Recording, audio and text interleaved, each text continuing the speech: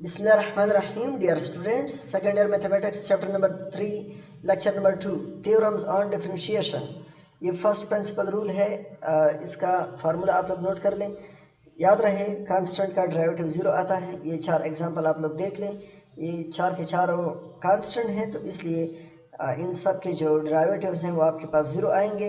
Example number 6, इसमें 4x cube है, इसको आपने डिफ्रेंशिएट करना है। तो मैंने आप लोग को बताया था कि आप पावर को नीचे ले आओ, 4 3 12 और पावर से एक माइनस करो तो x स्क्वायर, तो 12x² इसका आंसर आ जाएगा। इस तरह 0.555 x पावर 6 को आप 0.555 के साथ मल्टीप्लाई कर लो और x पावर 6 से एक माइनस कर लो तो आंसर आ जाएगा 0.555 मल्टीप्लाई 6, इससे आता है 3.3 और x पावर 5, तो ये आपका आंसर होगा।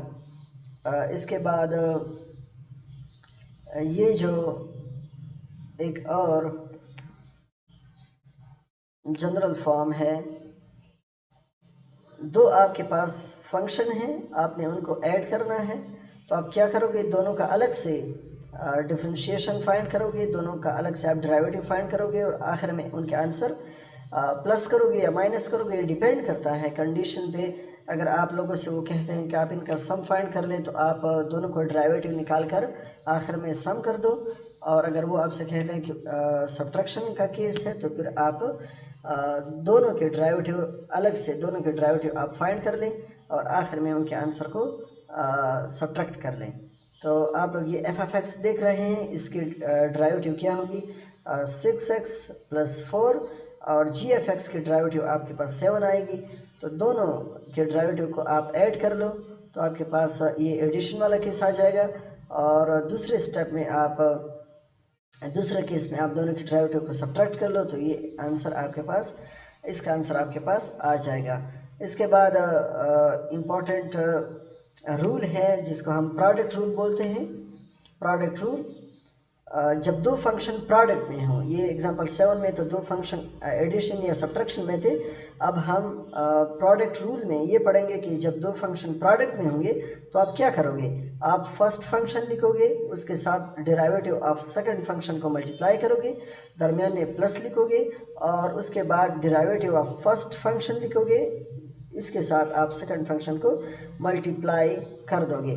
तो इसको मज़ीद एक्सप्लेन करने के लिए आप लोग ये देख लें,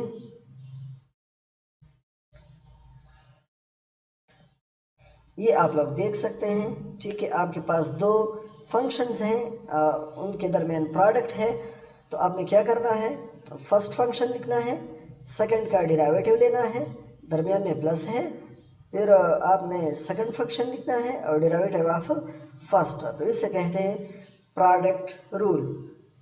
इसको आप इस फॉर्म में भी लिख सकते हो। u जो है ये फर्स्ट फंक्शन है और v सेकंड फंक्शन है। तो derivative of first function derivative of second function plus second function derivative of first function, ठीक है। तो ये तरीका भी आप लोग देख लें और इस पे हम ने क्वेश्चन भी सॉल्व करने हैं। प्रोडक्ट रूल पे वो आपको क्वेश्चन दे सकते हैं, सिंपल होगा, ज़्यादा लेंथी नहीं होगा क्योंकि फिर वो टाइम कंज्यूम करेगा। इसके बाद अगर दो फंक्शन डिवीज़न फॉर्म में हो फिर आपने क्या करना है, इसके लिए एक रूल हम यूज़ करते हैं जिसे कहते हैं क्वोशिएंट रूल। तो थ्योरम 5 जो है ये हमें ये बताता है कि जब दो फंक्शन डिवीज़न फॉर्म में हो फिर आपने क्या करना है। तो इसके लिए मैं आप लोगों को इसका जो जनरलाइज्ड फॉर्म है वो मैं आप लोगों के साथ शेयर करता हूँ। ये आप लोग देख लें, g(x) ये आपके पास फर्स्ट फंक्शन है और f(x) आपके पास सेकंड फंक्शन है। तो आपने क्या करना है, first function multiply derivative of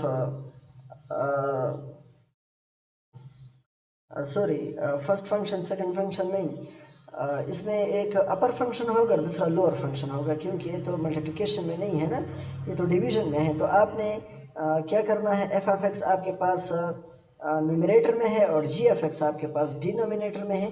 तो आपने क्या करना है, आपने lower function multiply derivative of upper function minus upper function derivative of lower function divide by lower function का स्क्वायर। एक दफ़ा फिर देख लें, आपके पास दो फंक्शंस हैं, डिवीजन फॉर्म में हैं, तो आप क्या करोगे, ऊपर वाला फंक्शन आपके पास एफ एफ एक्स है, नीचे वाला फंक्शन आपके पास जी एफ एक्स है, तो आप इनके जो डेरिवेटिव है वो आप क्वोशिएंट रूल के ज़रिए निकालोगे। फार्मूला क्या है, ये फार्मूला देख लें। Lower function derivative of upper function minus upper function derivative of lower function divide by square of lower function. ठीक है, तो ये आप लोग नोट कर लें। इसके अलावा आप लोग इसको भी देख लें और मज़ीद ये क्लियर हो जाएगा।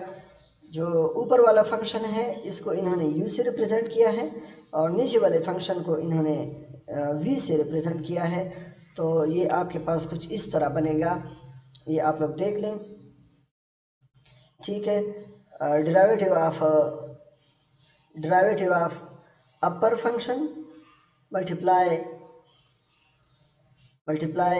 Lower function minus derivative of lower function multiply upper function divide by square of the lower function. ठीक है, तो इन दो में से जो आपको समझने में आसानी हो, याद करने में आसानी हो, आप उस हिसाब से कर लें।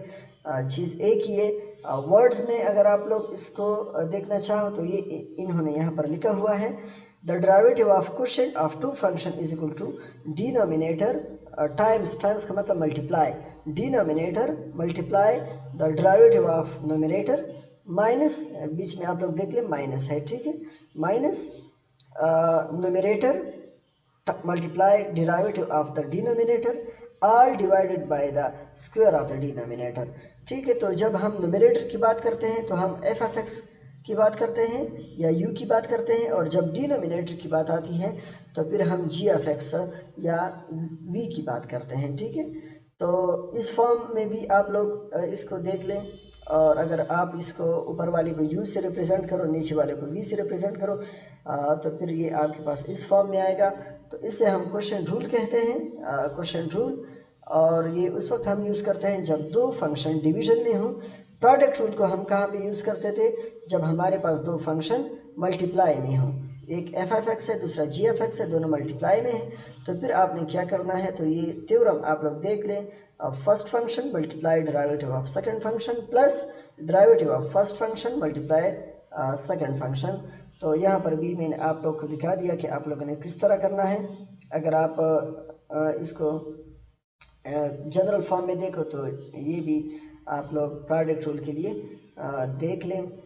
इसके अलावा इससे ऊपर अगर आप लोग चले जाएं तो मैंने आप लोगों से ये कहा कि जब दो फंक्शन एडिशन के केस में आ जाए तो फिर आप लोगों ने क्या करना होगा, और अगर सब्ट्रैक्शन के केस में आ जाए फिर आप लोगों ने क्या करना है। तो एडिशन और सब्ट्रैक्शन वाला केस सिंपल है, इस तरह प्रोडक्ट वाला थोड़ा कम्प्लेक्स है, और क्वेश्चन जो है वो उससे भी कम्प्लेक्स है और लेंथी भी है। तो यहाँ पर इन्होंने जो एग्ज़ाम्पल दिया है, ये पहला एग्ज़ाम्पल, ये तो बहुत सिंपल है।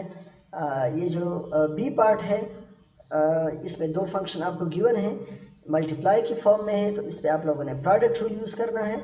और सी पार्ट में दो फंक्शन डिवीज़न के केस में है, तो इस पर आप लोगों ने क्वोशिएंट रूल को इस्तेमाल करना है। तो आप लोग देख लें, ये इतना लेंथी इसकी कैलकुलेशन है, तो साफ ज़ाहिर ये पेपर में एमसीक्यूज़ में मुश्किल है कि वो आपको दे दे। हाँ, ये जो पहला है ये हो सकता है कि वो आपको दे दे, क्योंकि आप डायरेक्ट कर सकते हैं 4 3 12 x square minus 2 2 4 x plus 5, ये इसका आंसर आ जाएगा। अगर वो आपको एक्स की वैल्यू दे दे तो आपने इस आंसर में एक्स की वैल्यू पुट करके फाइनल जो आपका करेक्ट ऑप्शन है वो आपके पास आ जाएगा।